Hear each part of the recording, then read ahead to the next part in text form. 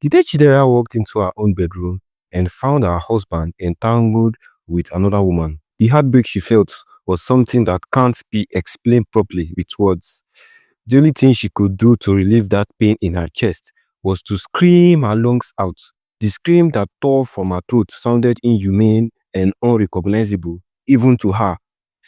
Kelechi and Chidera had once been the couple everyone envied. They had met at a corporate conference, both ambitious, both hungry for success in their respective fields. He in architecture, she in financial consulting. Their courtship was a whirlwind of late-night conversations and shared dreams. They married, believing love would be enough. They were wrong. The cracks didn't appear overnight. They were calmed slowly, silently, by words left unspoken. It started small. Kelechi would come home exhausted from managing construction sites, collapsing on the couch without asking about her day. Chidera would bury herself in spreadsheets through dinner, missing the loneliness in his eyes. When he needed to talk about the stress of a difficult client, she was on a conference call. When she wanted to share excitement about a promotion, he was too tired to listen. Then came Chidera's mother. She arrived for what was supposed to be a 2-week visit and stayed for 3 months.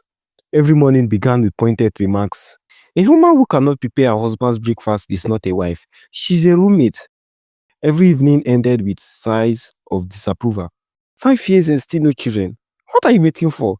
I'm getting old though, and I need to see my grandchildren. Chidera felt the sting of every word, but she said nothing to Kelechi.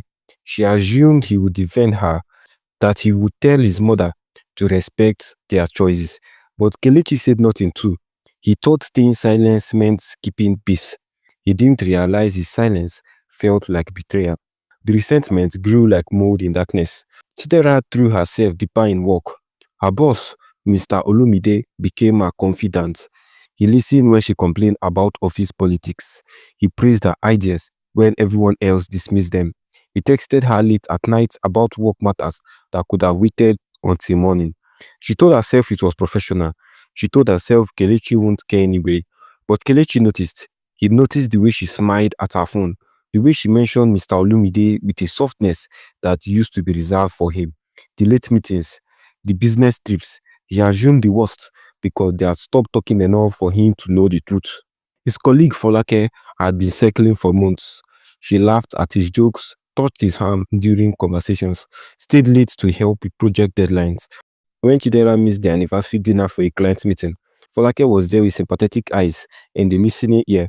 When Chidera walked through another weekend, Folake invited him for drinks.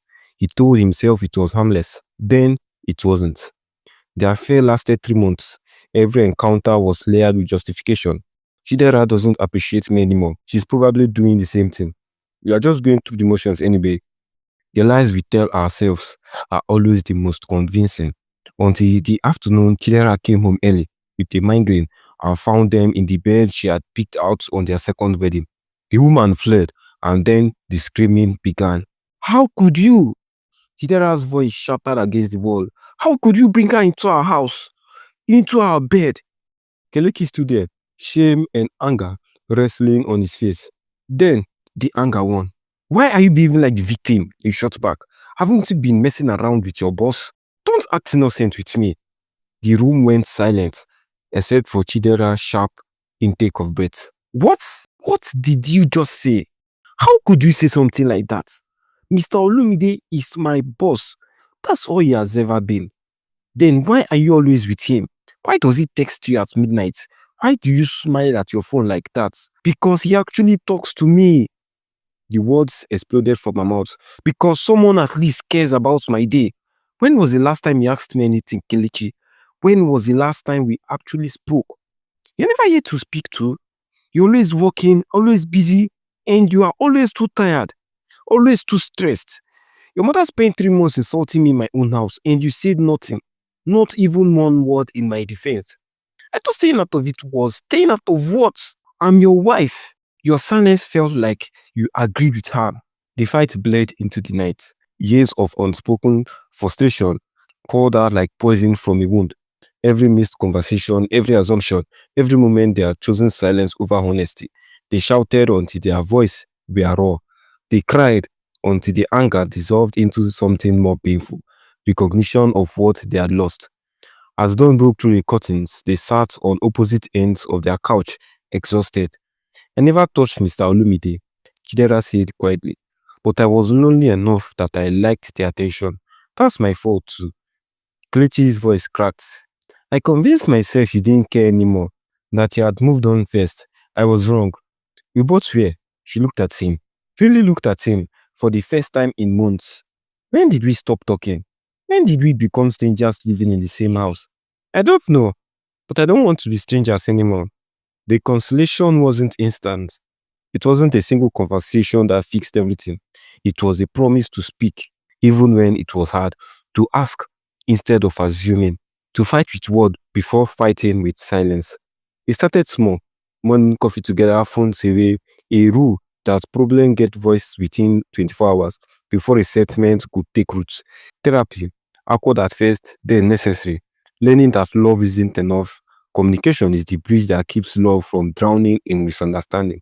6 months later, Kelechi still carried the weight of his betrayal. Chidera still flinched at the memory of that afternoon.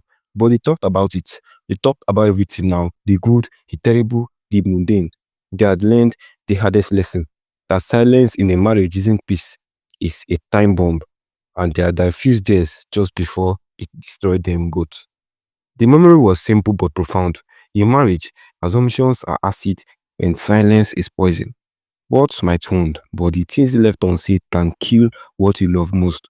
Speak, even when it's hard, especially when it's hard.